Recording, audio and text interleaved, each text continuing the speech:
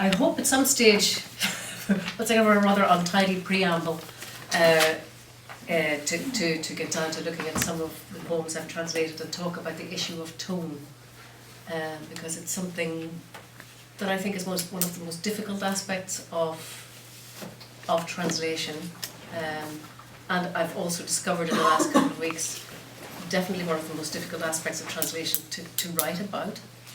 I'm not sure if it can be theorised. If there are good theories on translating tone, please tell me. Let's look on this as a rather exploratory session, and I'd be delighted to hear what you think and what you have to say at the end of it. That'd be great. The first couple of pages I've given out, Translating Poetry 1 and 2, are really just, I'm not going to spend too much time on them. We're not going to talk about Robert Frost. We wouldn't be here if we bought into that. Alistair Reid, Scottish poet and translator, has a very playful take on Robert Frost's equation of what gets lost in the process. But I found when I started to think about this whole question of tone, that there were two essays I went back to that I hadn't read for quite a long time. One is by Elliot Weinberger, a wonderful translator of Latin American literature and poetry.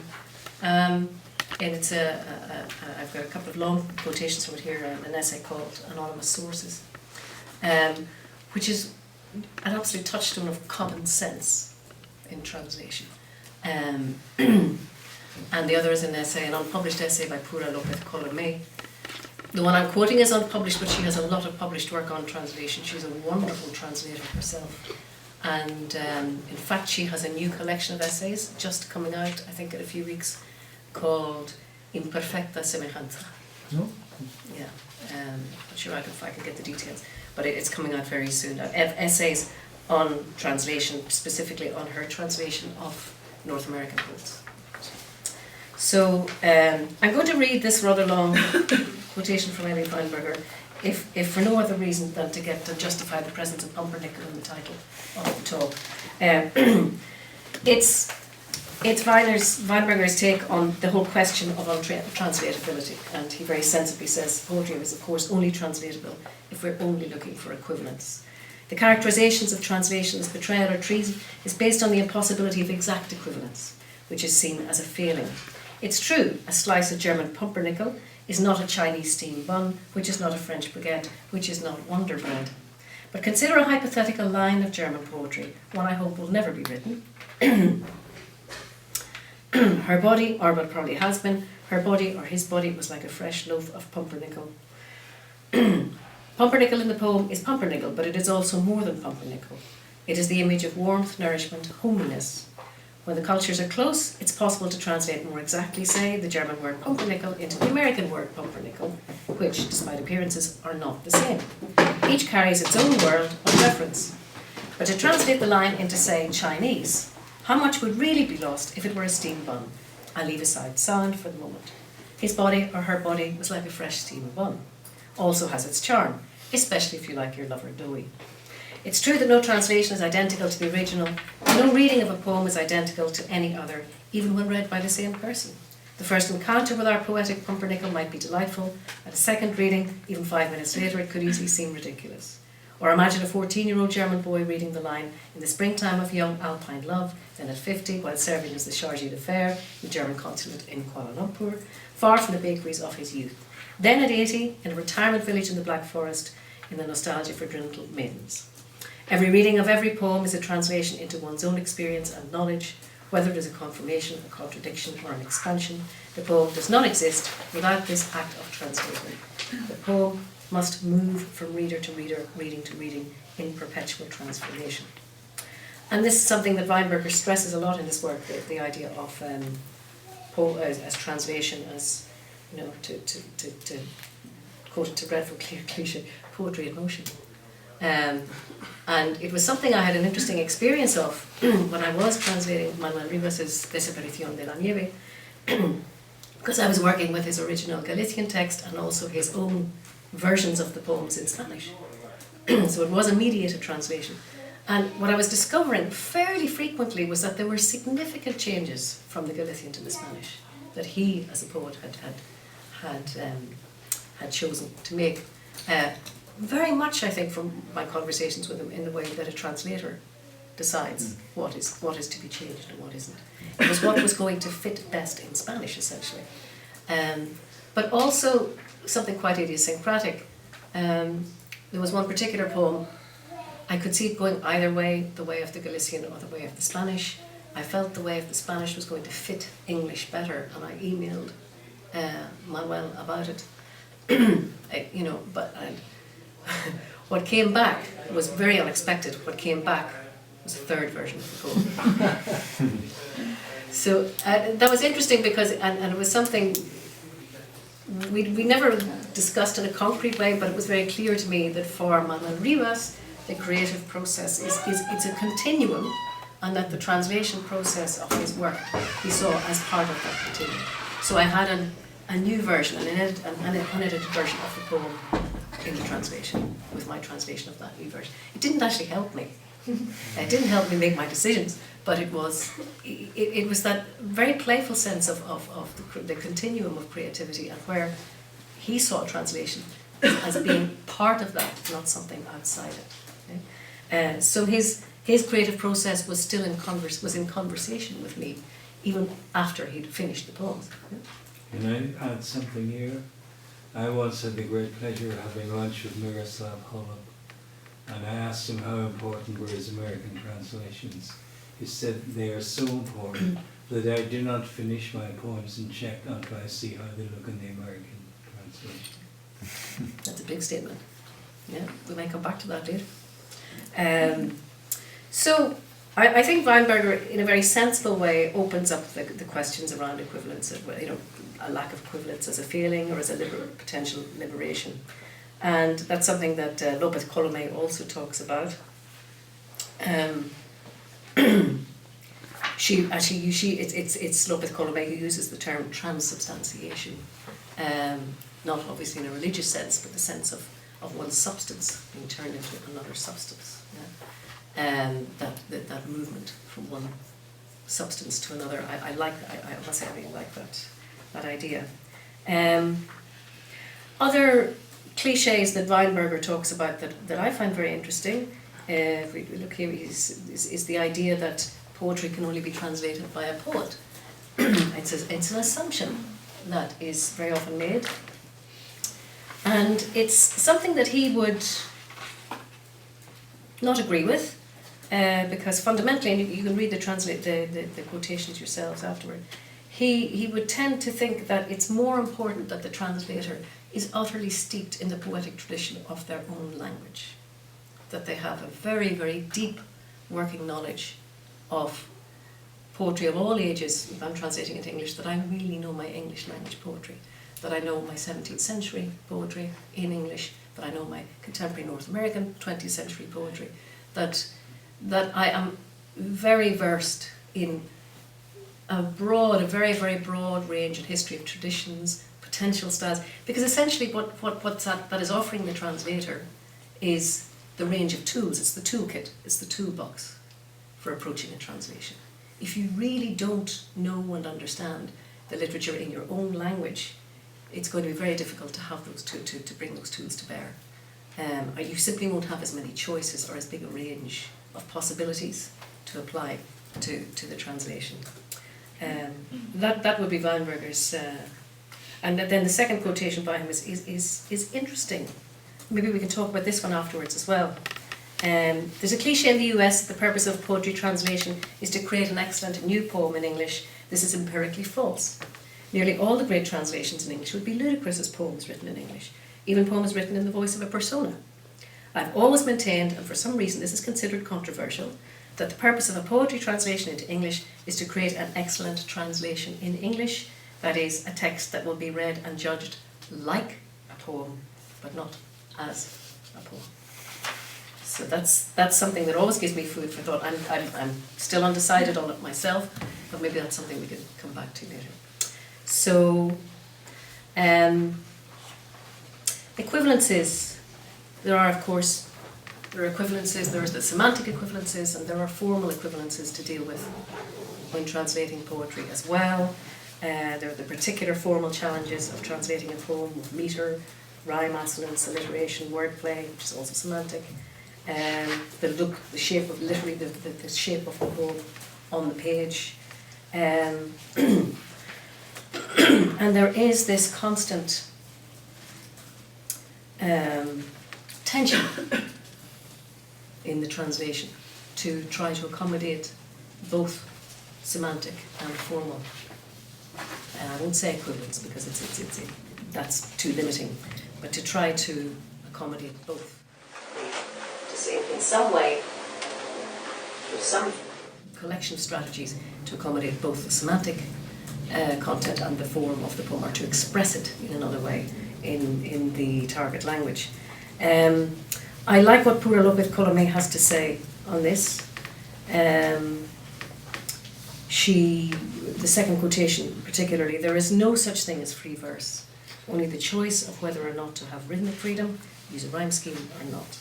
I think it's when you write, that's very obvious. When you're someone who is writing a poem, everything is a choice, everything is a decision.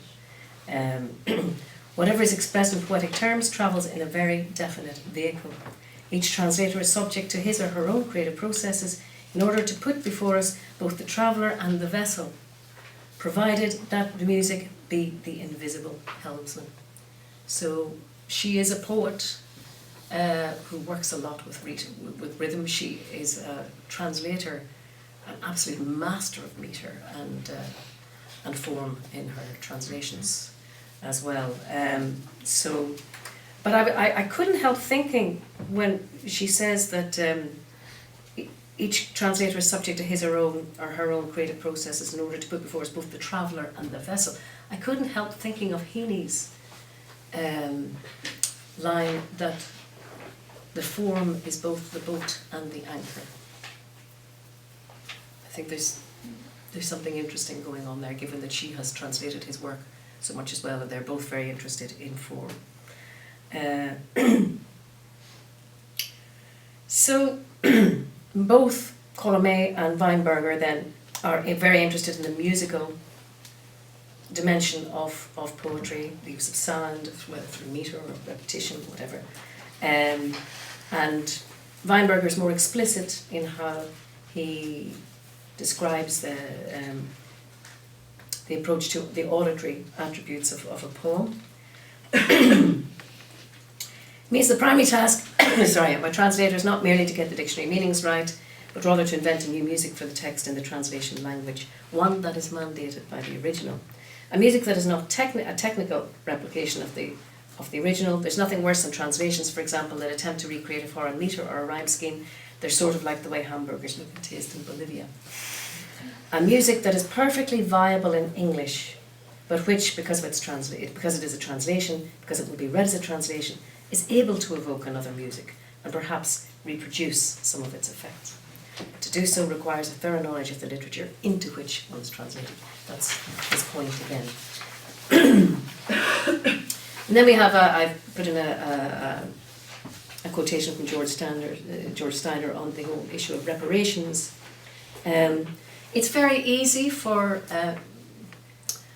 conversation and theories on translation to fall into the discourse of losses and gains and kind of the ledger, the bookkeeping ledger of what's lost. It's a bit like talking about taxes, and that's a pity. I think that's a pity. I think we need to be wary of that, perhaps, and try not to be too mechanistic about it. So as Steiner says, it's not mysticism at all, and yet it is, I believe, a creative activity that can't always all be explained away. So this central issue of how to accommodate both form and semantic content, I suppose I'm just asking here, the preamble is finally going to come to an end. How, I'm not telling you anything you don't already know, how we go about this, obviously through the contributions of the target language, using the rhythmic and auditory effects that are native to that language, that work best in it, finding lexical equivalences, use of appropriate formal structures, And finally, I have this is where I finally want to get to now, is the question of tone.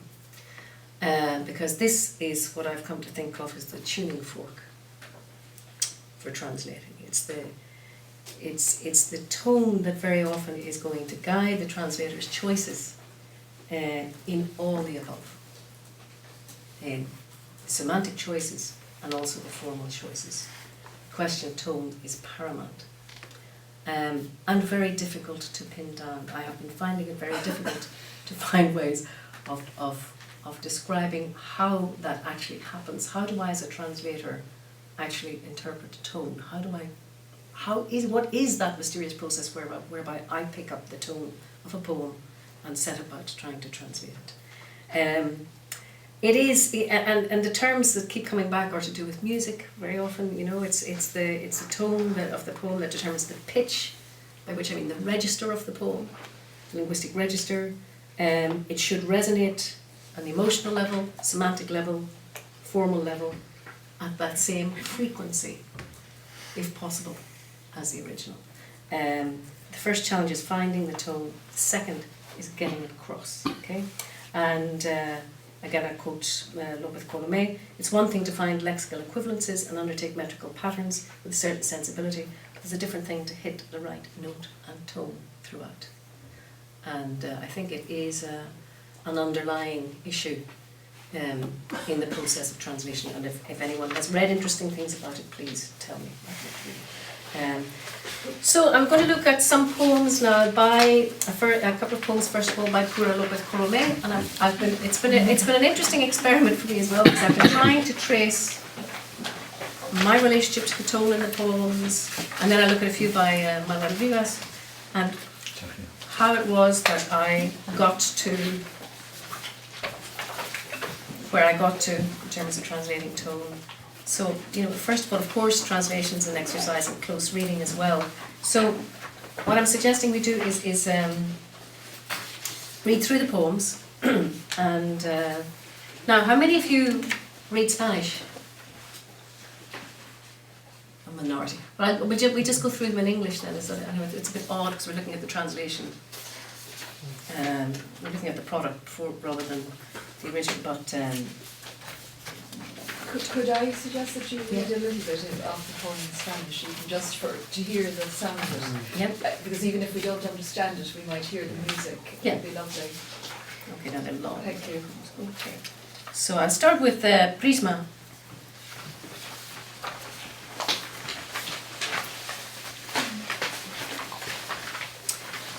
López Colomé is, she's a intellectually very rigorous poet, and her poems involve kind of a very relentless pursuit of definition very often, and ideas. She interrogates language itself a lot in the poems, but alongside this, which is potentially rather dry, there's a lot of self-deprecation and a very playful approach to language. She uses a lot of wordplay, for example, every translator's nightmare. So I'm going to look at the question of tone in these two poems, Prisma and Adoptivo, just to see where I got my cues from and how I've approached them. So Prisma, I'll read the first stanza in Spanish, and everyone has the English anyway. Ansias de bienestar, las vi recorrer el camino de costumbre, el que va de la ciudad a alguna parte, parte del mundo, parte de mi adolorida humanidad, grata aparición para quien me aguarda, quien vive dentro de mí sin ser yo misma, en mi sed, mis oscilantes momentos, mi tribulación y paz, fui ellas, me fui.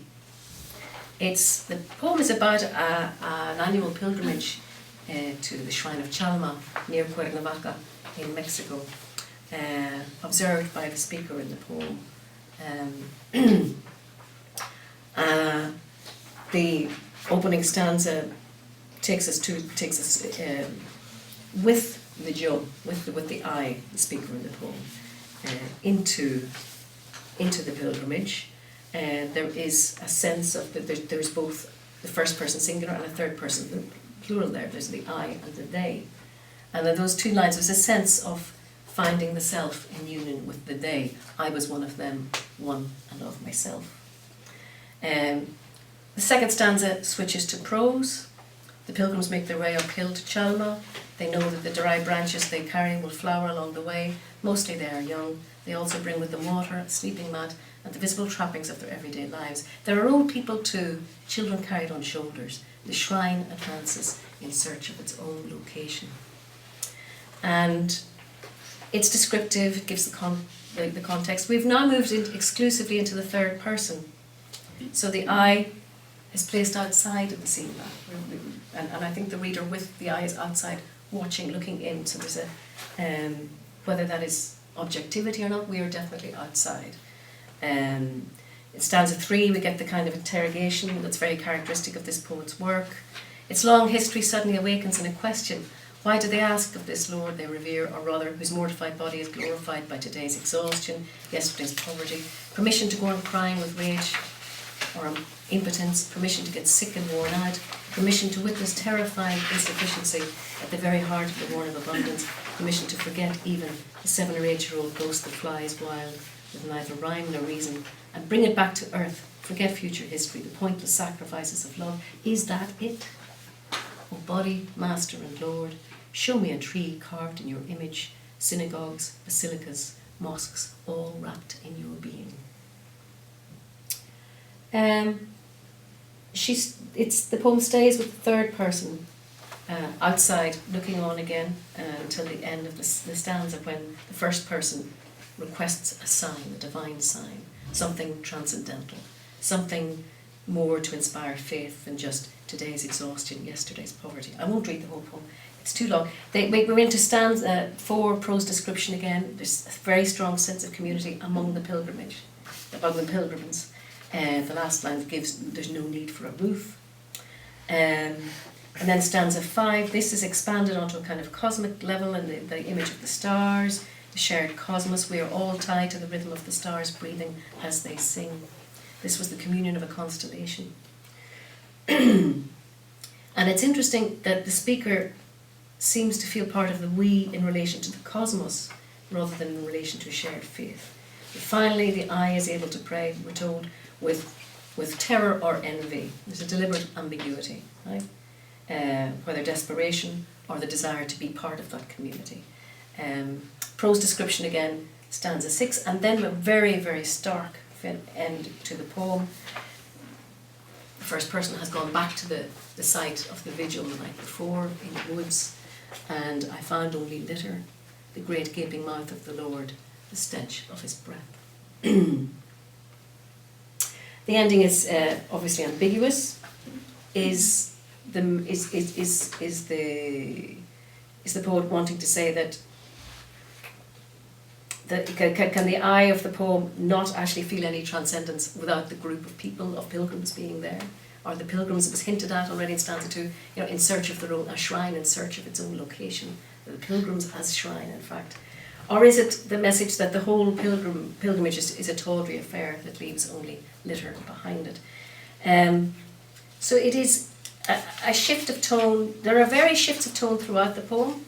And the main reason why I've included it here is because the cues to the translator are so strong in terms of the form of the poem that I don't actually think it's problematic for the translator. It wasn't, despite those changes. The changes from verse to prose, for example, the gear changes in that sense. The fact, the way that you have verb forms placed very deliberately at the beginning of lines, signalling, distinguishing very starkly between the first person and the third person. Of course, in Spanish you don't need the subject pronouns, you go straight into the verb, so it's very direct, it's very immediate. The end of stanza 1, fui ellas, me fui. Stanza 2 starts immediately with suben. These very, very, very definite shifts from the first to the third person. It's impossible to mistake them. It's all very, very clear. So that's really why I've included this one, is to just try to show how formally a poem can give us the clues for changes in tone. And I want to contrast it with another poem by López Colomé. It's a poem I've talked about before. because I didn't want to translate it and she made me, and it was very difficult. It's a poem called Foundling.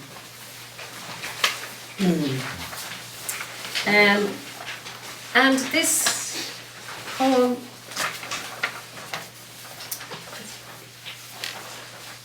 it's another long poem, we won't read it all. It's a serious poem. It's about adoption.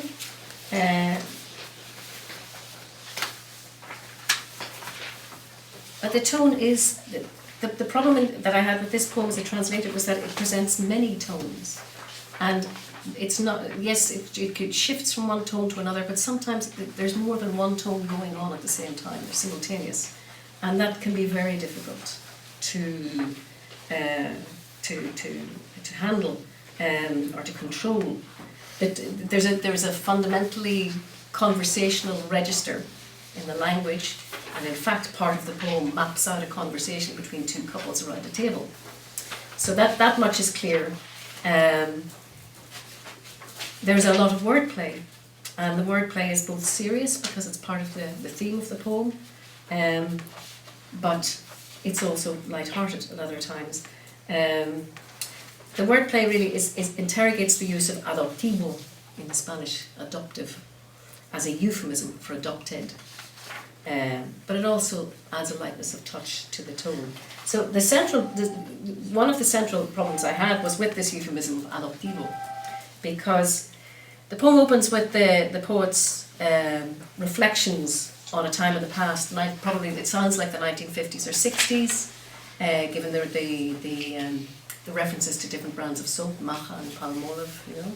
Al hablar de ciertos niños de mirada triste, hábitos extraños, mañas, olor a rancio, no a jabón Maja o el posterior Palmolive, de la gran ciudad y la educación como Dios manda, se empleaba en la mesa el término adoptivo. So, at the table, in polite conversation, adopted children were not referred to as adoptados in Spanish, but adoptivo. Right. A slightly distancing, grammatically distanced, not passive adjectival form. Now, this was a central problem for the whole translation, and it was a problem of tone, partly. Adoptive does exist and is in usage in English now. People talk about adoptive parents, right, as opposed to birth parents or whatever. But it's currently used, but that's a relatively recent phenomenon, that it wasn't going to ring true for the 50s or 60s, and it has no value as a euphemism. It doesn't have that sense of a polite euphemism used instead of calling someone out and out adoptado, just using a passive voice in Spanish. So it was a very tricky one. I opted for foundling, really because it was a euphemism, but the tone is not right. The tone of foundling isn't right. 18th century. Yeah. It's more archaic. It's too literary. It's not that polite dinner table conversational tone of the 40s or of the 50s or 60s. So that was a difficult one. The poem, very characteristically for this poet, moves in time and place from throughout the long poem. Stanza 2, we're still in the past, but it's not explicit. There's an expression of the sense of an awareness of certain cruelties in the past, perhaps around the experience of adoption. The end of the second stanza, we can see that. I can find a workshop paper here. So turning out to be looking for likenesses, essentially with the adopted parent just being getting one's hope up. So there's an awareness of a sad history around, a history of disappointment around, do people have the second? Yeah. The history of adoption. Stanza 3, we get into a kind of a contrast of emotional confusion, and there's a contrast with the confusion of stanza 2 here, where we get all this clarity and security. Around the table, 4 of us. Physically it doesn't form a circle, but it might as well. So much light, looking out in the garden, a prism needs no explanation. There's a sense of space transparency, openness, in the lines on the page, the amount of space around the words as well, the shorter line, the sense of clarity. Stanza 4, you've got expressions of hope through images of spring, even the trees are adolescents. Stanza 5, then there's the observations on a conversation, the tone is light. The two couples are looking out in the garden, they see a blackbird feeding a chick. The tone is light, but the wordplay introduces a fleeting moment of kind of possible danger with this wordplay. The size of the morsels makes the mummy little too. A little mouthful for the birdie, a mouthful of little birdie. There's that little moment of that little frisson. And then in the 6th stanza, the last stanza starting, one of the creatures, the blackbird feeding the chick takes us from the concrete to the transcendent, beyond the particularity of bloodline, beyond the birth nest, the family tree, she says, to a broader transformation through nurturing. I was reminded very much reading this part of the poem of Shakespeare's The Milk of Human Kindness, which was an image I never understood until I was breastfeeding my own children, and discovered, like many women before me, discovered that when someone else's babies cry, it also activates the breast milk. It's not even your own baby, it goes way beyond that. It's the milk of human kindness. So I thought, gosh, isn't that clever? Yeah. So the poem ends back to the conversation around the table. The lightness of tone is there again. Who knows, maybe we're looking at a foundling. Our laughter resonates, familiar, secure.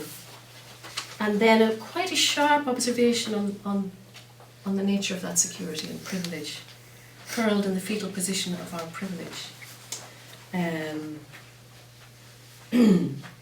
then the tone shifts again to the seriousness of the whole issue of adoption for those engaging in the process. I remember how your pulse quickened when they told you that yes, finally, they would give you that little girl to adopt. Shh, silence, not a word. And ends on, I think, a reflection or a meditation on the dangers of assumptions, our dependence on appearances, the unreliability of appearances, that we are all orphans of the same flesh and blood. So it's a poem of constantly shifting tones, right? And I suppose in that sense, perhaps many of those conversations, group conversations, do that. You know, they do shift in tone when you have more than two people, taking part.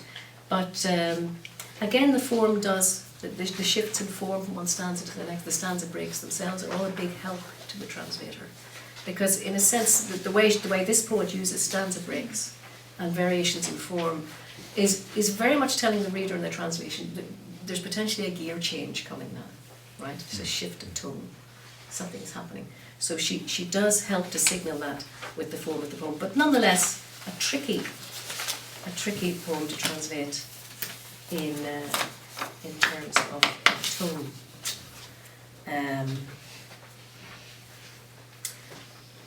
I don't know if people want to make comments now. Will I carry on and we'll get to the end? We look at a few poems by Manuel Rivas as well. If anybody wants to say anything now. It's boring listening to me all the time. Any reflections? Maybe look at Rivas and yeah, and then we discussion for the end, maybe. Yeah. Okay. We have to pass this around. Yeah. This is the second text. Just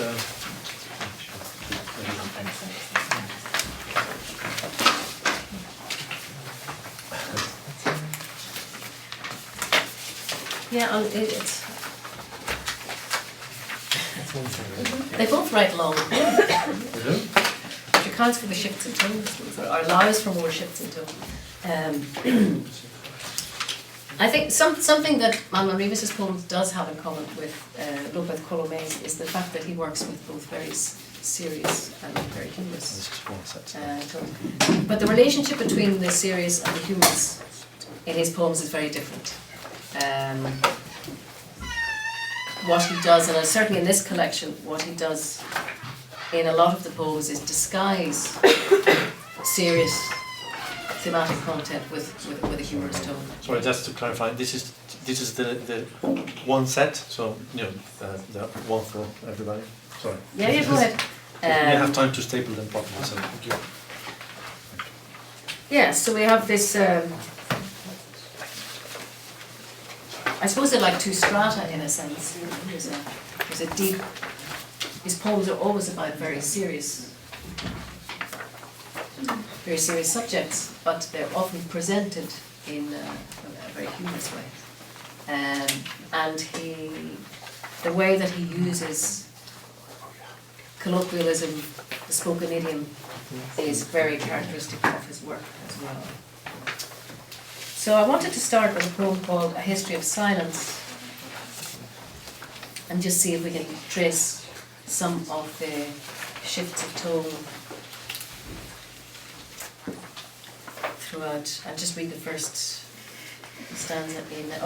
It's slightly confusing because you've got three languages now. You've got the bilingual Galician and text is the Galician and English, but I've also made photocopies of his own Spanish versions of the poems for those of you who want to read the Spanish. You read the Galician. Oh, You read the first stanza. If I can. Historia of Snow.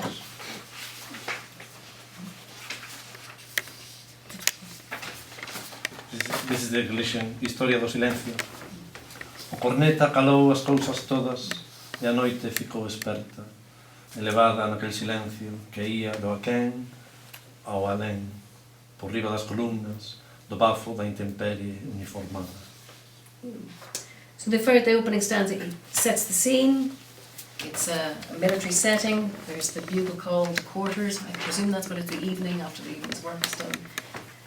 And it's immediately the kind of a subtle wordplay creeping in already between the plays on the intemperie uniformada. It plays on a military uniform and perhaps the inclement, harsh temperament of the officers, apart from the weather. So even the possibility of wordplay is there already in the first stanza. In the second stanza, and I'm looking here at specific markers that the poet is giving in terms of tone, very, very clear markers. We have comical fingers, tres dedos cómicos. So we're kind of really on the alert now. Is this humour? Is it irony? Three comical figures. Followed very quickly by vísceras trágicas, tragic innards, which I read as markers of a tone that should be tragicomic, or of an incident that was in some level tragicomic. The next stanza opens with an air of gravitas, a sense of witness. I was there, I heard it. It also marks a kind of storytelling element that's fundamental to Rivas's work. And then stanza 4. Well sounded, bugler, said the duty officer, adding brusquely, perfectly executed. The interpreter of silence replied, if I had another mouthpiece, Captain, I'd do even better. I'd play it to death. Would you read the Galician? Moi ben ese toque, corneta, dixo o oficial de servizo. Parco engadiu. Perfecto. O intérprete do silencio respondeu. Se tivese outra boca, meu capitán, aínda o faría mellor. O silencio. Now the wordplay going on here and the actual poem is there were two enormous. But first of all, is how to interpret the original of what is actually being said. What does he mean? Si tuviese otra boca, meu capitán, ainda o faría mellor o silencio. I would make. It's literally saying, if I had a different mouthpiece, I would make better silence. Right? So it's what does that mean, and how to then there's the practical how to translate it as capturing the sense of wordplay as well. So, as I've said, Rivas uses colloquial speech and turns of phrase in a way that it can evoke lots and lots of meanings. And having read his fiction and interviews with him, as well as that, and in this collection of poems, there are two kinds of silence in this whole collection. very clearly there's the silence of censorship, of shutting things down, you know. But there's a silence which I think, if I'm not mistaken, he has referred to as a placenta. Silence as a placenta for words, right? So there was that to play with as well. Which silence, and which kind of silence. My translation loses the lightness of touch of the original. It loses the lightness, the light tone. In order to get something approximating some kind of wordplay, I think I had to push it into too dark a tone. But you have your own wordplay, you put in every last thing in the first line, and lovely touch. Oh yeah, but I also say I think, yeah, oh yeah, but there's that. But the wordplay I'm talking about is the idea of execute it and play it to death. I was trying to, you know, put in some kind of play on words in the places where the poet had it. But it doesn't have the same light and tone. It doesn't have the delicacy of the tone of something that slips off the tongue that Rivas has had, that the original has. And then the poem finishes. He was granted leave to go into the city and buy a new set of instruments. He never came back, but the silence did, perching on the knight's shoulder like a dangerous friendship, which would indicate, I think, the more positive kind of silence rather than the threatening one. So that's one concrete example of the difficulty, and I think with Rivas's work, it is very often that very colloquial, very spoken idiom that is hugely challenging to bring into another language. History of Money, again, we're not going to read it all. It's just read the first few lines, will you? Historia do diñeiro. O meu sombreiro no chan da rúa é o Banco de Europa. Por favor, non vindedes tristura no meu pucho. Non estou pedindo un par de ollos. Non son un mendigo. Escarbo no voso peto coa miña canción. Canto como un mineiro galés sen paro, como o campesiño que pilla o derradeiro tren de Europa, á procura do carneiro de as e vélalo dourado. O meu sombreiro é o meu castelo, o meu país, o meu móvil. Yeah, most of this poem is a very serious poem disguised as a humorous poem. And it's only at the very end of the poem that the seriousness reveals itself. And that's something that Rivas does quite a lot, I think. So we meet at the beginning of the poem a character on the street. We don't know yet whether they're busking or begging. But they have a cap on the ground. But the tone is light. The tone is quite humorous. Yeah. And it stays like that, really, from after line 14 then, it says, I need to make a phone call to my childhood. And from there on, the tone stays quite light. He goes into, it lulls the reader into a very familiar terrain of childhood memory. Right? It's a familiar tone as well as familiar terrain. You know, the poet's childhood memories, possibly even nostalgia, quite light, quite humorous. Describes his infatuation with what's her name, the movie star in the 60s, Marisol. There's some lovely observations, you know, and it all seems very light and quite slightly nostalgic, you know. And then the tone shifts. This is the last quarter or so. We've had a kind of a funny memory about his uncle, Francisco. It's about halfway down, page 83. I would have liked to know the weight of souls on St. Michael's scales. What does a soul weigh? Same as a grain of corn, an egg. Your Uncle Francisco says an honest man's soul weighs as much as a cabbage. It's a very Galician referent as well. Yeah. But then the tone shifts very quickly. My cap on the ground is a merry-go-round. I know the price of silence. The bitter, awful price of silence. That's why I sing on this cold corner of Europe Street. What does a soul weigh? How much? And we know we're probably dealing with a migrant who's begging in the cold corner of Europe Street. It's extremely pertinent at the moment, this poem. So that's quite a strong shift. And then he goes into another memory, a memory of a fever and a broken thermometer, and it's all conveyed in a disjointed way that is quite different from the rest of the poem, I think. And there's an allusion in it to a dog with a bell, which I think is Galician lore. It's the dog with a bell who accompanied the Santa Compañía, accompanied the dead. A sense of something quite sinister and dark, death approaching.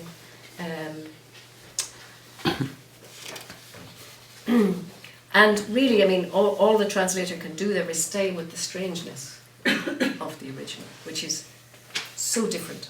It's such a disjuncture in tone from the poem that went before. I think all the translator can do that is just stay with the strangeness. I remember the mercury of a broken thermometer, the fevered fingers trying to find the silver ball. I could hear the pack of small dogs, the one with the bell, the pulse of the pendulum, the screaming light from the lamp. It was impossible to get the damn mercury back inside the thermometer. And then the final 4 lines, which are so enigmatic, particularly because they open by saying, cambiando de tema, on a different subject. And I still don't know whether they are on a different subject or not, or whether this is an image that I just don't understand.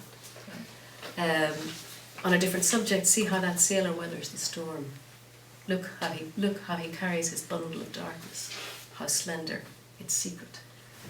As a reader of the poem, what I'm left with by those 4 lines is the secret, the mysteriousness.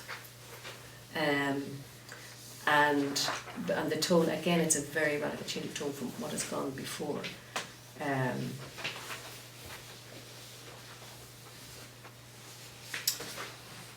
Any comments on that?